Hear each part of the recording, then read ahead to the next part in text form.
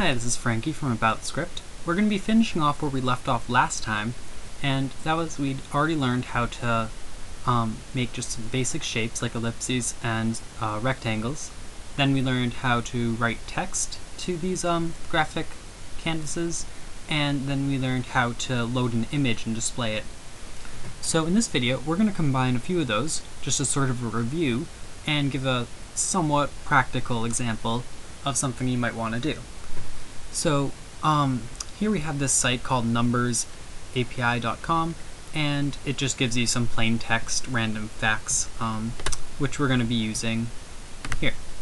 So what we have is we have this random string function, which we don't really need to worry about what it does. All we need to know is that it's going to give us a random fact from that website whenever we ask for it. We have our usual setup GDIP, our start drawing, our clear drawing, and our end drawing, and we know that everything that we draw goes in here. We also have a set timer, so every 15 seconds it's going to call our update, which is what we want, and every 15 seconds we're going to try to make a little rectangle in a corner of the screen. I'm just going to use the top left because it's easiest, and it's just going to show a fact, and then it'll disappear. So what we're going to do is take some code from other files. It's my favorite method of programming, called copy and paste. You might have heard of it. So we're going to start off by going to one of our first files that we made, and since we want a rectangle, we're going to take it from here, bring it to our new file, and paste it in. Now we're just going to change the color of this. We're going to make it mostly opaque, and it's going to be black.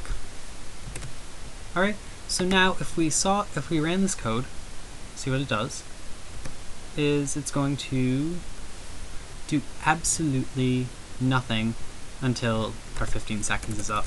And since we don't have that kind of time, I'm going to remove this.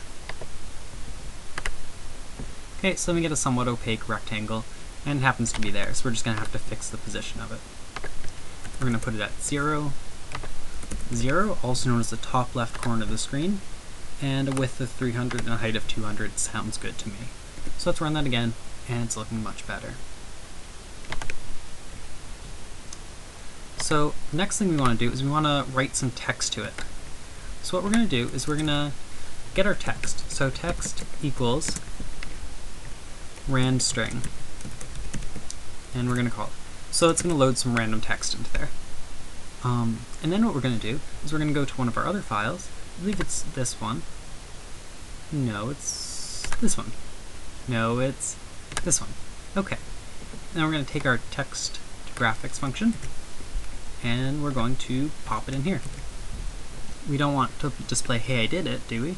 No. So we're going to replace that with text, our text variable. How about an x of 10, a y of 5, and then we're going to have some fully opaque white. So opacity, red, green, blue.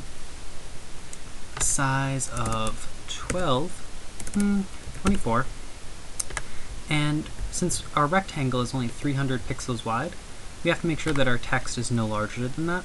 And we're already starting 10 in, so 300 minus 10 to the left, minus 10 to the right, will give us a width of 280. Assuming my math checks out. And now we're going to try running this again. And you see, now we have this thing loaded up in the corner with some random information that I didn't know about. And what'll happen is every 15 seconds, which will be very soon, this is going to update with some new text. And you see it did right there. So we combined a few different things, and we made a nice, flashy, if that's what you want to call it, graphic user interface with multiple components, and it does stuff. So that's cool. And in the next video we're going to continue with some more of this stuff, and we're going to go a little bit more in depth. So continue watching them. If you haven't seen this one, you really should see the other ones first. Alright, this is Frankie, and have a nice day.